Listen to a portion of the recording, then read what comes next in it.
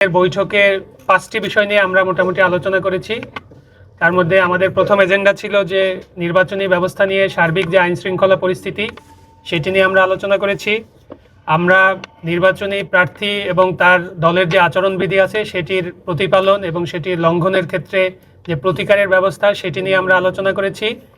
এছাড়াও আমরা প্রবাসী ভোটের যে রেজিস্ট্রেশন সেটি নিয়েও আমরা কথা বলেছি এবং সামগ্রিকভাবে ভোটের পরিবেশ সেটি নিয়ে আমরা কথা বলেছি এবং সর্বশেষ আমরা গণভোটের ইস্যু নিয়ে আমরা কথা বলেছি।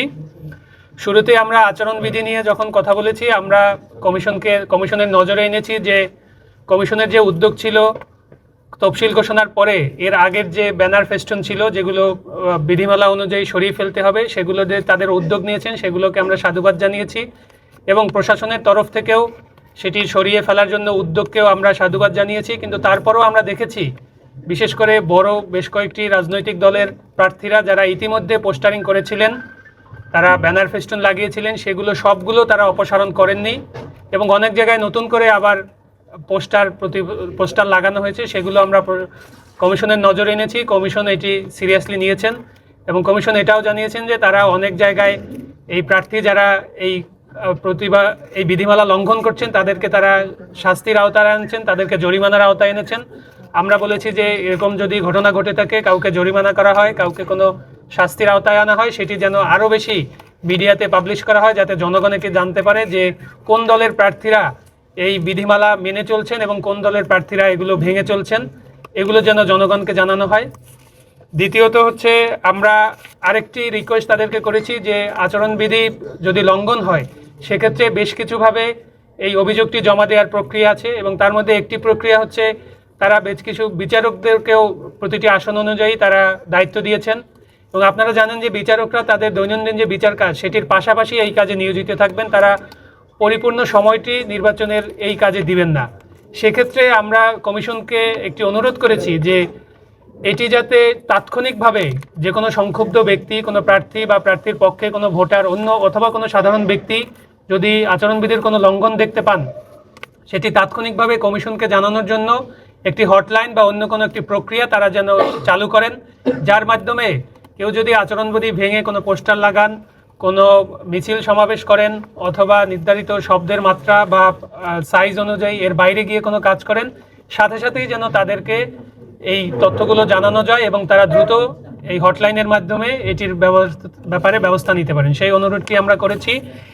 এছাড়াও আমরা গণভোট নিয়ে কথা বলেছি যে গণভোটে মানুষ যে অংশগ্রহণ করবে এটি নির্বাচন কমিশন, গণভোটের মানুষের তো অভ্যস্ততা নাই, অন্যান্য ভোটের ব্যাপারে মানুষের অভ্যস্ততা আছে, গণভোটের ব্যাপারে বাংলাদেশের জনগণের অভ্যস্ততা নাই এবং বাংলাদেশের এবার যে গণভোটটি হবে সেখানে আপনারা জানেন যে 4টি বড় প্রশ্ন থাকবে, সেটিকে কিভাবে মানুষকে আরও বেশি অভ্যস্ততা তৈরি করা যায় এবং সামগ্রিকভাবে মানুষের একটি আকাঙ্ক্ষা তৈরি করা যায় গণভোটের প্রতি, সংস্কারের প্রতি, সে ব্যাপারে নির্বাচন কমিশন যেন উদ্যোগ নেয় সেটি আমরা অনুরোধ জানিয়েছি।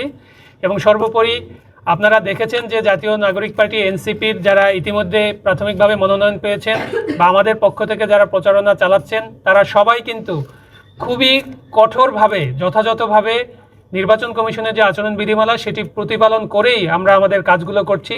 আমরা এই অনুরোধটি নির্বাচন কমিশনকেও করেছি যে এটি যেন অন্যান্য সব দলের ক্ষেত্রেই একইভাবে প্রয়োগ করা হয় এবং কোনো দলই নির্বাচনী যে এখন বর্তমানে যে নির্বাচনী প্রচারণা চালানো নিষেধ আছে এটিকে ফ্রাস্ট্রেটেড করে অথবা অন্য কোনো অনুষ্ঠানের নাম দিয়ে, কোনো সামাজিক অনুষ্ঠান অথবা অন্য কোনো অনুষ্ঠানের নাম দিয়ে যেন দলের বা ভোটের প্রচারণা করতে না পারে সেটির ব্যাপারে যেন কমিশন সজাগ থাকে এবং কমিশনের কাছে এ ব্যাপারে কোনো লঙ্ঘনের কোনো অভিযোগ যদি কোনো জনগণ নিয়ে আসে সেটি যেন কমিশন খুব দ্রুত এটির ব্যাপারে পদক্ষেপ নেয় এবং জনগণকে সেটির ব্যাপারে জানায়। প্রথমত হলো আপনারা দেখেছেন যে হাদি যে হত্যাকাণ্ডটা সেখানে আওয়ামী লীগের অনেক সংশ্লিষ্ট যার নাম এসেছে সোহেল, এবং তারা চাচ্ছে যাতে এই ইলেকশনটা যদি পিছিয়ে দেওয়া যায়, বাংলাদেশ ডিস্টেবিলাইজ হয়, তখন তারা বিশ্ববাসীকে দেখাবে যে বাংলাদেশ একটা বিশৃঙ্খল পরিস্থিতিতে রয়েছে।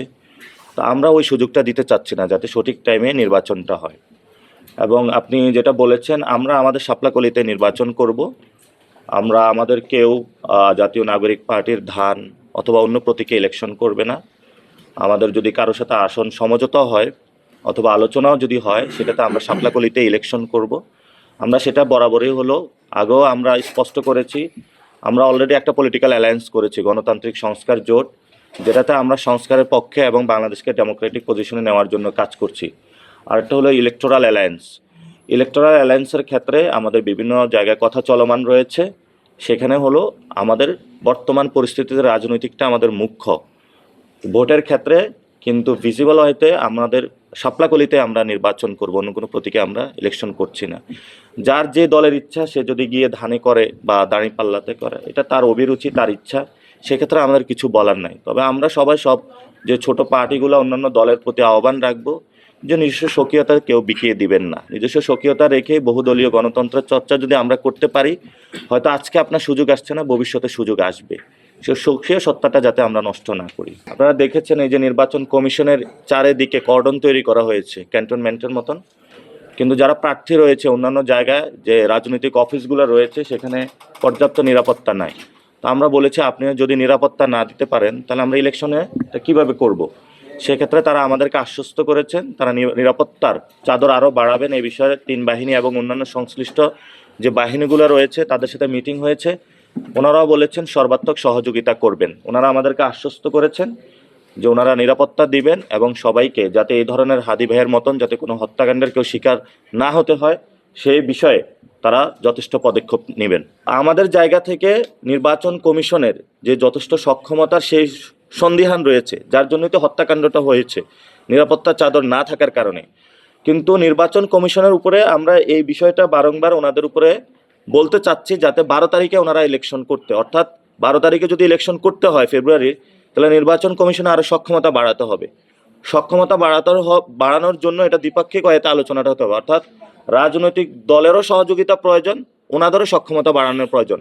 ওনারা বলছে ওনাদের সক্ষমতা বাড়াচ্ছে, অর্থাৎ এর পূর্বে কিন্তু তিন বাহিনী প্রধানের সাথে কোনো মিটিং হয় না নির্বাচন কমিশনে ডিরেক্টলি। এখানে ওনারা করেছেন, ওনারা আশ্বাস পেয়েছেন যে তারা সর্বাত্মক সহযোগিতা করবেন। ফলত সিকিউরিটির জায়গা থেকে যেহেতু আমাদের তিন বাহিনী এসেছে, আমাদের দেশপ্রেমিক বাহিনীর উপরে আমরা আস্থা রাখতে চাচ্ছি। ওই জায়গা থেকে আমরা সিকিউরিটিটা নিয়ে কিছু আশ্বস্ত হয়েছি। কিন্তু সামগ্রিকভাবে বিভিন্ন জায়গায় নির্বাচন কমিশনের আমিও আমার মনোনয়ন ফর্ম বিভিন্ন জায়গায় তুলেছি, আমাদের যারা প্রার্থী আছে তারা তুলছেন, কিন্তু সেখানে কিন্তু বিশৃঙ্খলতা দেখতে পাচ্ছি। আমরা সেগুলো রিপোর্ট করেছি। আমরা বলেছি আপনারা আঞ্চলিক যে অফিসগুলো রয়েছে সেগুলো যদি সক্রিয় করতে পারেন, ইফেক্টিভ ওয়েতে কাজে লাগাতে পারেন, হয়তো এটা সক্ষমতা পরিচয় দিলে আমরা 12 তারিখে ইলেকশনটা সুন্দরভাবে করতে সক্ষম হবে।